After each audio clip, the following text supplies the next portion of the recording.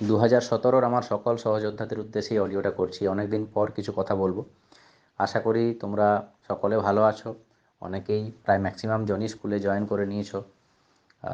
তাদের স্কুলের ছবি দেখছি, তাদের হাসি মুখগুলো দেখছি, ভালো লাগছে। অনেকেই 23 জেলাকে, ম্যাক্সিমাম জনই 23 জেলাকে মনে রেখেছে, আমাদেরকে মনে রেখেছে। আমাদের সংগঠনও একই রকমভাবেই বেঁচে আছে এবং এটা থাকবেও আগামী দিনে। আজকের অডিওটা করার প্রেক্ষিতটা হচ্ছে যে আমরা যেমন অনেকেই জয়েন করেছি, আমরা আমাদের সাকসেস স্টোরি ওয়ালে লিখছি, কিন্তু আমাদেরই বেশ কিছু সহযোদ্ধা যারা এখনও চাকরিটা পেয়েও, মানে প্যানেলের নাম থেকেও তারা জয়েন করতে পারেনি। থার্ড ফেজের কাউন্সেলিংয়ের জন্যে তারা অপেক্ষা করে করে ক্লান্ত, এখনও কোনো নোটিশ আসেনি। এই প্রসঙ্গে গুটি কয়েক কথা বলছি, প্রত্যেকে একটু মন দিয়ে শুনবে। এটা 14 বন্ধুও যারা আছে এবং 17 যারা বন্ধু আছে, থার্ড ফেজের জন্য যারা অপেক্ষা করে আছে, যারা 5% অ্যাডিশনালে আছে, প্রত্যেকের কাছে যেন এই অডিওটা যায়। প্রত্যেকেই মন দিয়ে শুনবে এবং কী করণীয় বা কী করা যায় বা কী কী করা হয়েছে এগুলো প্রত্যেকের জানা দরকার।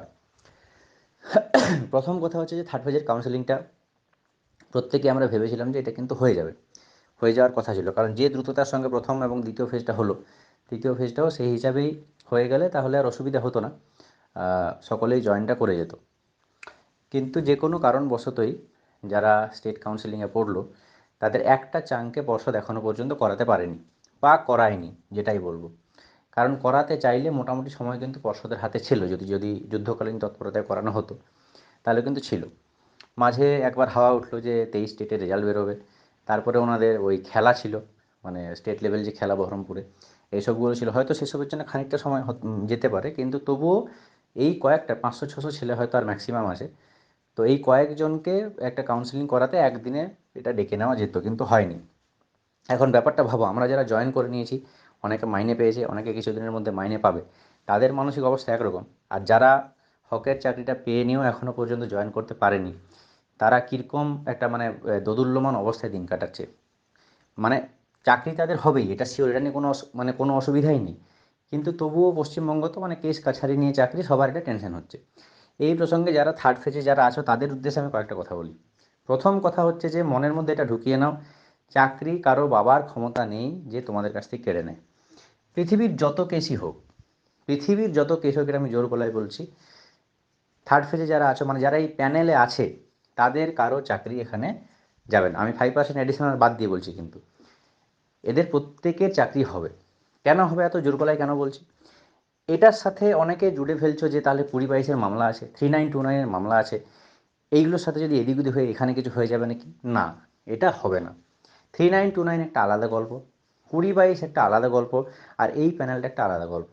20-22-এর ধরো অনেকে ভয় পাচ্ছে যদি ওরা জিতে যায়, আচ্ছা বেশ জিতলো, আমি ধরেই নিলাম কথার পরিপ্রেক্ষিতে, জেতার পরে ওদের ইন্টারভিউ অলরেডি হয়ে গেছে, ওদের ওখান থেকে কিছুজন পেলো, কিছুজনকে যারা পেলো সেটা পর্ষদ হয় আলাদা সিট দেবে, মানে আলাদা সিট দিয়ে করবে, নাহলে প্যানেল রিসাফেল করবে, সেটা তো আরও অন্য ঝঞ্ঝটের একটা বিষয়।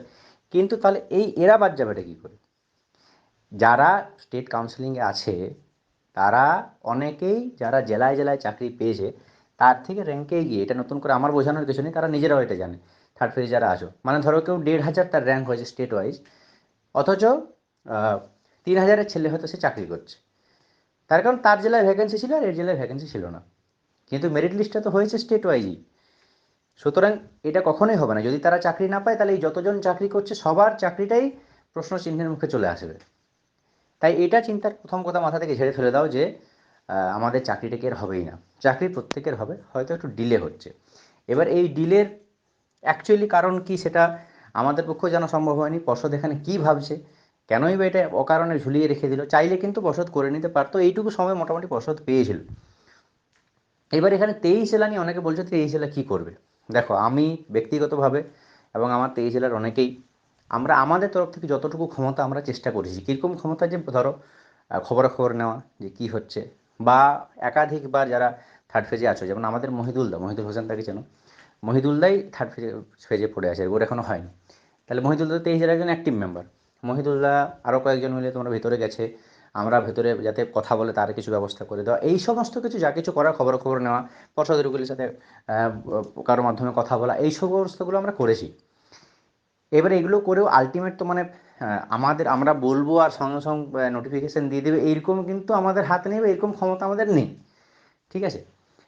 তবুও আমরা এখনও পর্যন্ত যতটা যা করার উচিত সেগুলো মহিদুলদার সাথে বা আরও যারা আছো তাদের সাথে, আমাকে তো অনেকেই ফোন করে, সবার সাথে কথা হচ্ছে। এই পরিপ্রেক্ষিতে আমি একটা কথা বলি যে এখন এই মুহূর্তে কি করা যেতে পারে। যা বোঝা গেছে যে ভোটের আগে ওরা আর দেবে না, যেহেতু নির্বাচন আচার বিধি লেগে গেছে। এখন এটা একটা কারণ, মানে স্ট্রং পয়েন্ট হয়ে গেছে যে এখন এখন তো ইলেকশন ডিক্লেয়ার হয়ে গেছে, এখন আর কিছু করা যাবে না। কিন্তু এটা করা যেত, মানে যদি কাউন্সেলিংটাও করিয়ে রেখে দেওয়া হতো। কাউন্সেলিং করে দিল, স্কুল চুজ করে দিল, এসআইদেরকে নির্দেশ দিল যখন কাউকে জয়েনিং দেবেন না, ওদের স্কুলটা হয়ে থাকলো। এটা কিন্তু কোনো বড় ব্যাপার নয়, এটা করানো যেত। তাহলে যারা আটকে আছে 500-600 জন ছেলেমেয়ে যারা, তাদের এখন আমার মতে বলে যে একবার রাস্তায় নেমে শান্তিপূর্ণভাবে একটা ডেপুটেশন দেওয়া যেতে পারে, যাতে মাননীয় সভাপতি মহাশয়, তাঁর কানে অলরেডি এটা গেছে কথাটা। কারণ আমাদেরই ছেলেরা 23 জেলার সাদ্দাম ছিল, কাজী ছিল, এবং যারা থার্ড ফেজে যারা আছো তারাও বহরমপুরে কিছুদিন আগে নিজে সেক্রেটারি সাহেব বা সভাপতি মহাশয় এনারা নিজেরা বলেছেন, তাদেরকে বলা হয়েছে স্যার থার্ড ফেজটা যেন অবশ্যই করা হয়। আমরা 23 জেলার তরফ থেকে, আমরা গ্রুপের তরফ থেকে বারবার নির্দেশ দিয়েছিলাম যে ভাই এই সুযোগটা যেন ছাড়া না হয়, ওখানে যেন অবশ্যই এটা জানাবে যে থার্ড ফেজটা কেন হচ্ছে না, কবে হবে। তোমরা সবাই জানো যে ওখানে উনি নিজে বলেছিলেন যে 1 সপ্তাহের মধ্যে দিয়ে দেবো, বলার পরে উনি কথার কোনো সেই অর্থে মানে দাম রাখেননি, বা কী কারণে এটা হয়নি জানি না। হয়ে যাওয়া উচিত ছিল। তাহলে এই যে হয়নি, তার জন্যে সরাসরি সভাপতি মহাশয়ের সাথে যদি একবার কথা বলা যায়, শান্তিপূর্ণ একটা ডেপুটেশন কিন্তু দেওয়া যেতে পারে। আন্দোলন ডেপুটেশন দিয়েই আমরা বড় হয়ে উঠেছি, এগুলো অলরেডি আমরা বহুবার করেছি। মহিদুলদা এখানে আছে, তাদের নেতৃত্বে এটা কিন্তু করা যেতে পারে। এতে হবে কি, এতে একটা মিডিয়া অ্যাটেনশন পাওয়া যাবে, এবং মিডিয়া অ্যাটেনশন হলে একটা ইস্যু হবে। ইস্যু হওয়ার ফলে হয়তো পর্ষদ কিছু ডিসিশন নিতে পারে, বা অ্যাটলিস্ট জানাতে পারে যে আমরা এই কারণে করিনি, বা এতদিনের মধ্যে করবো, বা এইটা করবো। একটা ওই জায়গাটা তৈরি হবে, নিজেদের গলার আওয়াজটা পৌঁছালে কনসার্ন অথরিটির কাছে, সেই জায়গাটা তো তৈরি হয়। যেমন আগের দিনে দেখো পিএসসির ইয়েতে ডেপুটেশন হয়েছে, কোয়েশ্চেন ফাঁস নিয়ে দেখবে।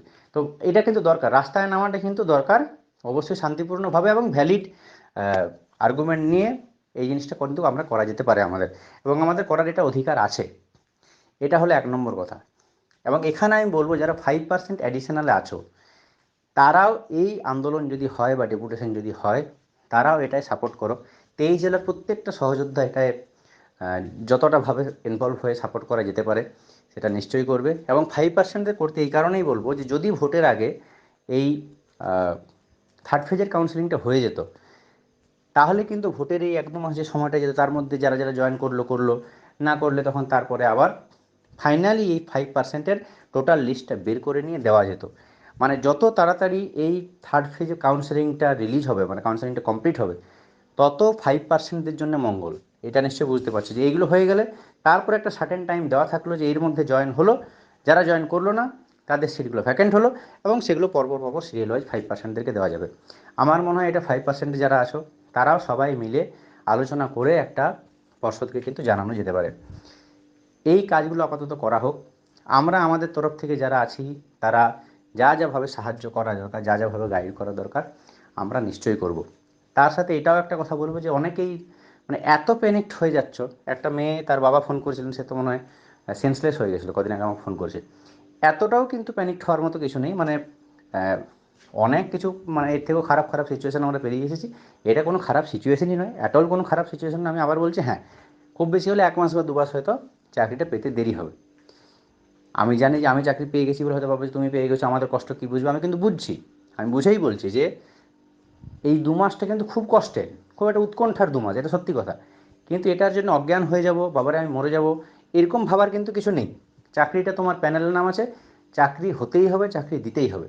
যদি এদেরকে একজনকেও চাকরি না দেওয়া হয়, তাহলে কিন্তু আমি আবার বলছি সমস্তটাই উলটপালট হয়ে যাবে। সুতরাং এটা নিয়ে বিশাল টেনশন করার দরকার নেই, যেগুলো করার সেগুলো প্রত্যেকে করো। এবং আমার প্রত্যেকটা ডিস্ট্রিক্ট অ্যাডমিন প্রত্যেককে বলবো যে এই ব্যাপারে প্রত্যেককে যতটুকু সহযোগিতা করা যায় নিশ্চয়ই যেন করা হয়।